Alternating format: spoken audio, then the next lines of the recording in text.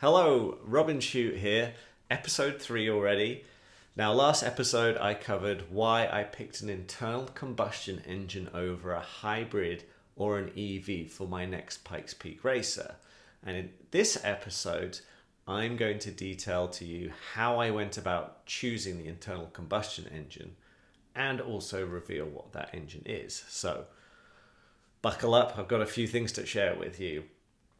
So for this car, originally I just came up with a really arbitrary power to weight ratio for the thing.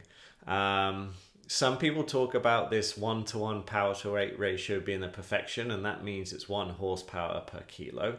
And that is pretty cool, but I'm aiming a little higher than that. In fact, the Wolf already does that. That car is about 580 kilos with 650, 700 horsepower. So I'm already exceeding that 1-to-1 power to weight ratio. And yeah, with me wanting to aim a little higher, a bit more American, let's say, I'm actually shooting for a 1-to-1 power to weight ratio, with that being pounds per horsepower. So I think you can appreciate that's 2.2 times as hard as what it would be with that 1-to-1 horsepower to kilo. It's going to make for a pretty insane race car with that. So with that power to weight ratio in mind, I actually listed out some main criteria that I needed this engine to fulfill. The first one is I need a compact enough engine package platform to allow for a 500 kilo car, approximately. Actually a little lighter than that. So with that in mind, there's about 100 kilos we can dedicate to this engine, which, if you appreciate, it's a very, very lightweight engine on the whole scheme of things. Typically that's reserved for, a compact 4-cylinder or 3-cylinder, maybe 1.6 litre, not very big at all. The other thing is, to go and achieve this 1-to-1 horsepower to pound, it needs to be about 1,000 pounds, 1,000 horsepower. That was my rough target. So that's an engine that is capable of 1,000 horsepower. Now, there aren't many engines around that can truly do that, especially not a hill climb racer. Definitely not as a 100 kilo engine as well. So a pretty lofty goal and target with that. But still is a criteria. One of the other things I had to consider was also the gearbox. And to go and make this power, 1,000 horsepower, to prevent needing a really big, heavy, stout gearbox, you're going to have to go and spin that engine up a lot, so it doesn't need to make as much torque to go and do the 1,000 horsepower. And it just so happens at about, let's say, 13,000 RPM, seems like a good number. If you're making 550 Newton meters, which is, I think, 404 foot-pounds approximately of torque, that's about 1,000 horsepower. So this is my very rough goals. Can I go and get an engine that'll go and do that? The next one, which is very much a counterpoint, is it being reliable-ish. I'm shooting for an engine that's about as reliable as the K20 was, where by the end there we had it running pretty reliably, but still was only able to do about 300 miles between rebuilds. And then the last thing, which is actually a very important piece, is how accessible is it to me? So first of all, can I actually get my hands on it? Second of all, can I afford to go and run it? Is this a sensible engine for the program where I can go and run this car and race this car year after year at Pikes Peak with the sponsors and the support I currently have? And not only that, do I have access to spare parts and the ability to go and rebuild this engine? I'll talk about how exotic something is, and part of that is, essentially how expensive it is to build and maintain, and how hard it is, and how many people you need to go and run that engine. So key things to go and think about here. I am not a big race team with tens of engineers behind me to go and run this thing. It needs to be an accessible technology, essentially. So I think with all those criteria, you can appreciate this is a pretty lofty ask, and there aren't many engines out in the world that can go and achieve that. So the first big question I pose to myself, knowing these criteria, is forced induction or no forced induction. I love simplicity, and if I can do away with turbo systems and all that, that's even better. So I did entertain looking at, well, can we do this naturally aspirated? And also knowing that when you go to the mountain, you lose all that power with the thin altitude. So the start of the run, you're about 75% of the power, and by the end, you're down at about 60% of the power. So if we need to hit that, 1,000 horsepower target, which isn't really what I'm aiming for on the mountain, but close to that, we need to be making, honestly, 850 horsepower on the mountain. So that's like an 1,200 horsepower engine. So naturally aspirated, well, that's probably going to need some help. So I looked at, well, can I go and get a really big bottle of nitrous, and can I go and spray that all the way up the mountain? What would that look like? The first thing is, I haven't really seen anyone truly go and do that. Drag racing, spray all the time, and then nitrous anti-lag is a thing, but that's happening on occasion. But to go and essentially rely on that for your power curve is not really been done before. And there were two main challenges that I could see. The first one was everything getting very, very cold. When you're releasing that much compressed gas over that period of time, there's going to be a lot of freezing going along throughout that system. So that was something that would need to be considered. Not only does the bottle need to be heated, but making sure all the valves don't freeze up with condensation, etc., etc. And then the next thing is having an accurate fueling strategy with that. So just like how we map fuel injectors, we know with the duty cycle and fuel pressure rail, how fuel pressure rail pressure, how much fuel you'll get delivered, you essentially do the same thing for nitrous. Otherwise, you're going to get yourself into an awkward part of fueling and potentially blow the thing up. And those two problems seemed pretty tricky to go and solve, especially compared to a turbo system that looks a lot more achievable than going and doing that. So the next thing I considered around the NA point of view is, well, there are some really big V8s being used on the mountain. Cody Vachault's and Clint Vachault's car has this huge Ford V8 in it, which makes really fantastic power, over 1,000 horsepower at sea level, and they're probably still making 600-700 on the mountain. That thing also sounds absolutely fantastic, but is that going to go in the fit in the back of this car, which needs to be less than 500 kilo? I don't think so. So that's going to require a big gearbox because it doesn't rev. The engine itself is big. It's over 150 kilos. So I don't think that engine will be able to hit the performance criteria that I selected. So the other thing I did consider was actually a Formula One V10, just to have a look. You gotta check that one out. You can't go and consider making the best race car in the world and not think about putting an F1 V10 in there. The Cosworth TJ engine would have been the one I would have gone for. That had some customer racing aspects to it. They sold those engines to multiple teams, and those engines I still believe are run as well in historic race cars. So what did that look like? Well, that engine was right around the 100 kilo. That was a regulated weight, I believe, back in the day of what those engines could weigh. And I think it was, said it would make up to about 950 horsepower in full Formula One trim. That's obviously with a lot of maintenance, and in customer spec, maybe lower down to about 800 or so horsepower. So not too far off the power targets, hitting the weight target. But the big issue there is accessibility to it. Those things are incredibly expensive. They require a lot of maintenance, essentially a full service contract with Cosworth, and just something that was out of what I could go and do. The other thing to consider that is a gearbox that can go and reduce the RPMs from like 18,000 down to the rear wheels. So that's not something that you find every day. There were the three ways I could consider an NA engine. We've already wiped out the hybrid side of things. So to me, it was clear that forced induction was the way to go. So knowing that we need to keep the car light and we need the engine to rev a little bit, when I say a little bit, 12, 13, 14,000 RPM, that really limits what engines I could go and pick.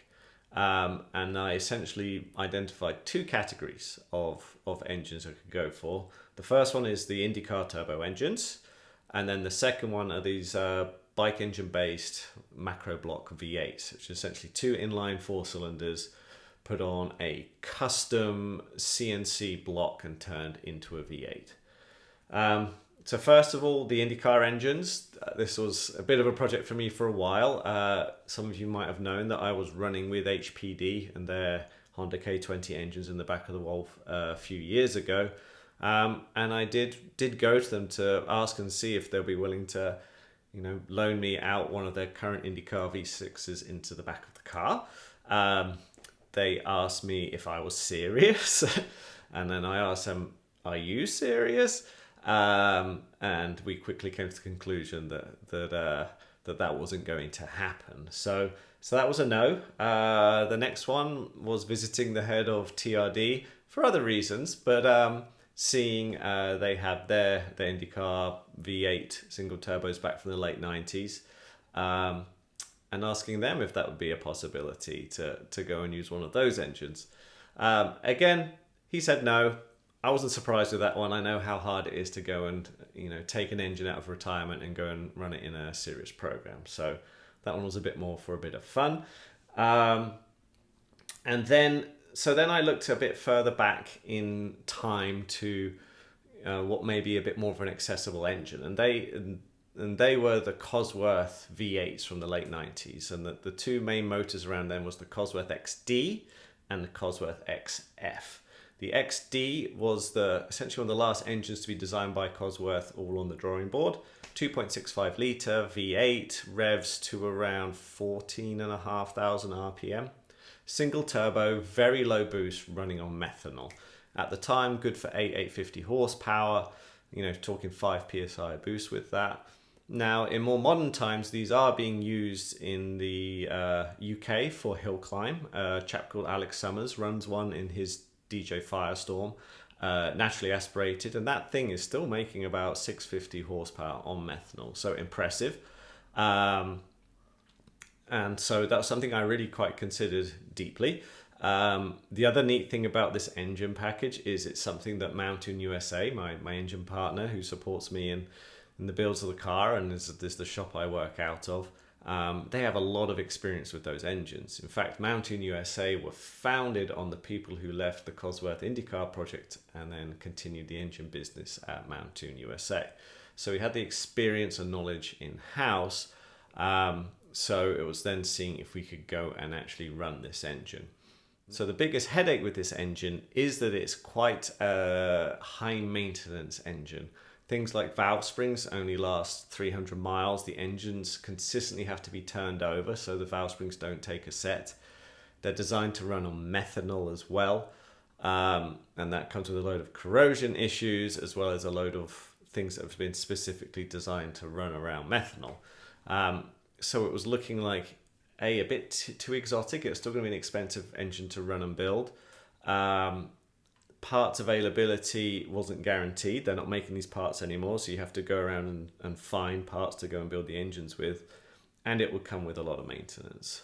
Now, how I wanted to go and run it was going to be tricky because that was also with E85 ethanol style fuel rather than the full methanol.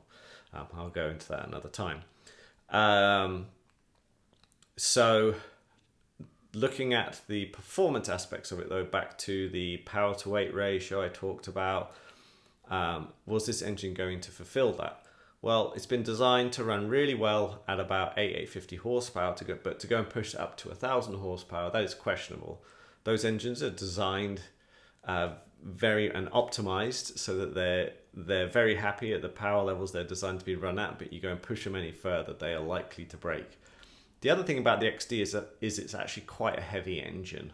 That engine is closer to, I think, about 285, 290 pounds. So it is still physically quite a large, heavy unit. So it just about hits my mass target, and it just about hits my power target, but it's just a little bit too exotic and just a little too expensive to do exactly what I wanted. Needed something maybe a little more modern. The other engine I looked at was the XF, which is the next generation of that engine. Same capacity, it's about 10% lighter, revs a little more. those engines you just can't get your hands on, and the odd that are available, you're not getting any change for six figures. So yeah, really not a possibility. So that put to bed the IndyCar based engines to the turbo V8s. So that's then leaving us with the motorcycle based V8s. From what I could see, there were two main players that I had heard of. The first one being the Radical RPE V8. That's based on the Hayabusa heads. It's in a 72-degree V, so actually quite a narrow V, which is great for engine packaging. Not so good for internal vibrations, and that comes with a little bit of a headache there. Now, there's not a lot of support for that engine when you go and turbocharge it. Radical are all set up to go and provide those engines in their cars, and anything above and beyond that, they would rather push you into an EcoBoost or something like that. This engine platform isn't really turbocharged with them. So there are some people that go and turbo those. Dan Novembre's Wolf has one of these in now. He had some help from a chap called Jack Frost, who built all the turbo kit from him. Jack's got a wealth of experience in land speed racing as well as British hill climb in turbocharging that Hayabusa style unit, and did a fantastic job for this engine with Dan to make about 600 horsepower. But then if you're going to talk about the 1,000 horsepower, not so sure that engine can do that. That crank is not going to be up to the torque. There's a whole wealth of issues and development that needs to go into that, which I don't think that engine could support. The other engine is the Holley V8 that I knew of. That was originally designed, I think it was a while ago now. I remember knowing about that engine for a long, long while. But I've never really seen them run or race that successfully. I know the rights of that engine were bought by a team called JFC Racing, and they've since done a twin turbo version of that in the back of a Lola prototype that they ran at the Thunderhill 25. I know it was a couple of years of headache before they got that to work, and then the car ran pretty well. But it didn't seem like a full-on motorsports grade program. It was more of a, it's a very fast car and very good engineering, but it was more like a kind of a hobbyist type approach rather than this engine that's been designed and made and been sold to lots of people. I haven't seen that anyway. So at that point, I'm a bit out of luck. I haven't been able to find anything that will do my 1,000 horsepower and make for a £1,000 car. So I asked Mountune if they knew of anyone and what they're working on and had any ideas. And they were working with a hypercar manufacturer that had a engine being built out in New Zealand for them that was turbocharged based on a motorcycle architecture, and was getting close to those power numbers. So I reached out to a company called Prototipo and a chap called Simon Longdill, and they have, amongst doing a bunch of other powertrain activities, they have an engine line called the Synergy V8. And this Synergy V8 they've been making for a few years now. The engine is based on a ZX12 head, which is a Kawasaki motor, so a 2.4 litre V8. And they've used this engine in a lot of different cars, like it was originally designed for sprint cars out in Australia, and they then brought that over to the States to go and race. There's actually a really good HP Academy. I'll put the link below to go and to listen to that one, an HP Academy podcast where Simon talked about how that company got going with that engine. And they've also turbocharged that one. They've got a lot of history, essentially, or a lot of knowledge going and turbocharging that engine, and a lot of development time in that for an OEM. So that's that shows to me that there's been a lot of time, effort, development, and a very high level of engineering to go and get that engine to that point. Sounds promising. So conversation started. And they actually have a second generation version of their V8, and this time using a slightly different head architecture. What they're using now is the BMW S1000RR head, which is a litre-based bike engine, but making a lot of power. That engine can do about 220 horsepower out of a 1 litre, so very NA, as well. So a very high specific output. And with that engine, it's a lot smaller than the ZX12. So now we're talking about a long block that's 70 kilo, and that engine is making 440 horsepower NA. Promising.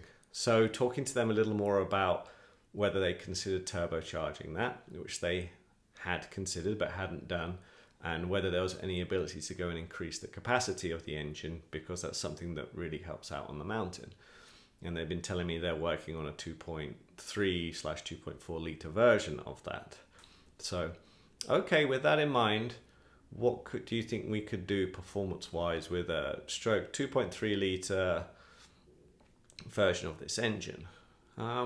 It's looking like, peak torque is at 580 Newton meters, promising, and max RPMs, yeah, we could probably spin that out to 13.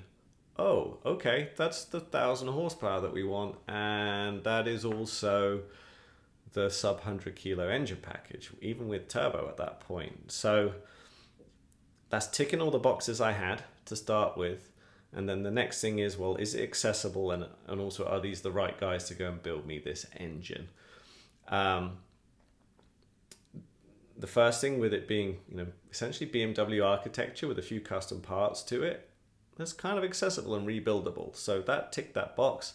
And then the next thing, are these the right guys to go and do that? And I have to say, absolutely. And what I was impressed with was just the level of engineering, the level of knowledge, and also documentation around this motor. When I started asking questions, I was just given so many things that brought me confidence that I knew that these guys were legit and they knew what they were doing, and that they could make me a great engine package. So for me, I picked that Prototipo, what they call the S2300, just knowing that it can tick these kind of arbitrary targets that I knew would make for an absolutely astonishing race car, and also these guys could go and deliver on that. So this engine is a one of one currently. It won't be the only one they make, but I am the first person to work with them on this package for the car. It should be the first car. So that's really exciting as well. It's a new adventure. It's a risk I'm willing to take, because you've got to go and push the boundaries. And this is something I see as we're not certain what the outcome is, but I think if we do everything like we said we are, we're going to go and get a great, fantastic package. We're not shooting for the moon and hoping. This is solid engineering that is getting us the engine we want. So yeah, that's what I've gone with. So I'll go into more detail about what this engine is and what we're doing with it in a later video. There is so much more to talk about with this package, but at least now you can see power targets we're working towards. The weight target of the engine is lining up with this 1,000-pound car. And yeah, I'm excited to talk to you more about it in future episodes. Okay, with that, I'm going to jump onto some questions now. The first question comes from Nerfanatic5817. They say, what kind of lap time simulation do you use to make performance envelope decisions? Is it a simple spreadsheet based on kinematics, or is it more complex bespoke software? Good question. I've done a couple things. In the past, at a previous job, I used a software package called Canopy. That's a very in-depth kind of F1, definitely Formula E grade lap time simulation software where you build out a full vehicle model. That's kinematics, that is powertrain, tires, all this good stuff. And that's how I did the initial investigations around sensitivities of mass, downforce, grip, etc. That model I didn't go and create the utmost correlation for, and it was there to discover sensitivities and be guiding me in what I should be focusing on. So that's the very much the driver out of the loop. You create essentially a spreadsheet with all your parameters into the software, and that goes and runs and tells you how quick it thinks the car is going to go. And that's on Pikes Peak as well. So you build the mountain into that model. The other bit of software I've used is actually Assetto Corsa. So that's a driver in the loop style simulator, and that's also really powerful. I can also build car models within that software and then go and drive them and create essentially Motec data files. This actually has a better correlation to what I can do on the Mountune, and is also really great because I get a subjective feel of what the changes do as well. So problem with these lap simulations, when they're not truly correlated, they're going to be giving you some bad, answers as part of it. So being able to drive the car and see what's realistic and what's not, I can get a better feel for what I truly think that package can do. So that's essentially my staple, my bread and butter of how I go and check that performance is heading in the right direction. Even things like the Hyundai program this year, I built the car in that, I ran it, and I was within about 10 seconds of where we ended up. So really useful tool, and gets me pretty darn close with it. So I continue that to this day. And this next one is a good question. I haven't planned the answer. You're probably going to hate it. This comes from Christopher Carrera 7486. My question is probably a very long answer, but could you walk through your process and methodology of where to begin, track and plan the designing process of a complete new car from scratch? He said he's doing it as well, and he's discovering a new appreciation for how hard it is. My program management is a little different in style to a lot of people's.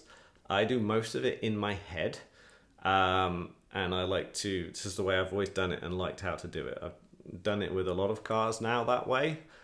Sometimes it gets written down, and when I need to communicate to people, I will go and write that out. But typically it's all done in my head, and I'm focusing on what needs to get done when to be on the track. So I do write this out really, but it is just a case of being a bit paranoid, a bit ruminating, and then it helps me individually motivate myself to go and do work on various tasks, because I know it's needed or not. I'm not just trusting in a plan that goes away in a drawer somewhere, and it's also constantly changing as well. That's the other thing. When you go and spend too much time making plans, the one thing I can guarantee about a plan is it will never be precise. So don't go and waste that time, and just try and manage it all in your head. I appreciate that's not for everyone. And if there's any advice I can give to people, it is that, especially with racing, you've got to go racing. So you have to, there's that date, there's that time, there's no avoiding going and doing that. So you've got to build up your plan to go and achieve that. And then you're kind of counting back from there. And also knowing, splitting tasks up into absolutely necessary, you can't do, or are these actually nice to have? So splitting them up in that way is also key. Things always take a lot longer than you hoped. Always aim for aggressive targets and miss them, rather than going and rigidly sticking to a plan as well. They're the best ways, I think, to go and get a job done in as quick a time as possible. You gotta, shoot for the moon and miss, basically. So that's my answer to that one. Hope you enjoyed the video. Please remember to like and subscribe, and I'll catch you in the next one.